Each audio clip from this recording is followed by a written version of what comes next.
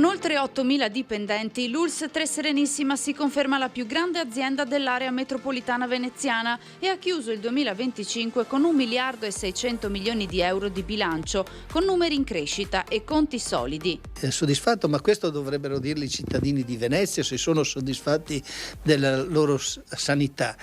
Gli indicatori dei quali noi siamo in possesso ci dicono che il sistema è un sistema dinamico, complesso, che però dà dei buoni risultati.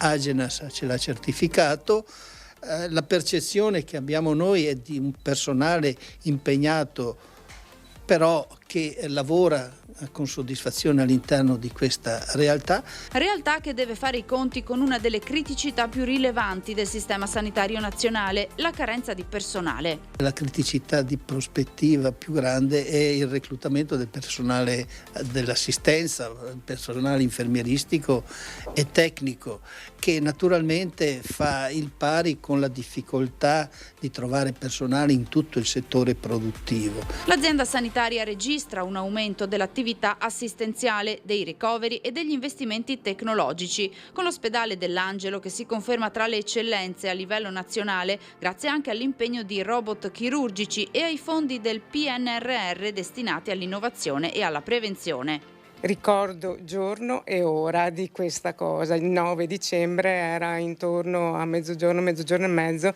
ma perché hanno cominciato a scrivermi messaggi, a telefonarmi molti colleghi da molte parti, per cui è stata una cosa, come si diceva prima, assolutamente inaspettata, ma che ci ha dato una grande energia, perché in qualche modo riconosce un lavoro di tante persone che cercano di lavorare al meglio insieme, con il centro il paziente. Prestazioni in lieve aumento mentre la popolazione invecchia e ha sempre più bisogno di assistenza. Nonostante i buoni livelli raggiunti nelle vaccinazioni con 270.000 immunizzazioni, al momento la copertura antinfluenzale degli over 65 è al 46%, ovvero al di sotto dell'obiettivo regionale del 55%. La microbiologia ospedaliera ci comunica quasi quotidianamente il numero di isolamenti ricoverati, quindi noi vediamo quante dell'influenza che gira sul territorio poi necessita anche di ricovero. Formazione, concorsi e valorizzazione delle competenze, la ricetta dell'ULSS Tre Serenissima per rafforzare il sistema sanitario territoriale. Ho fatto un plauso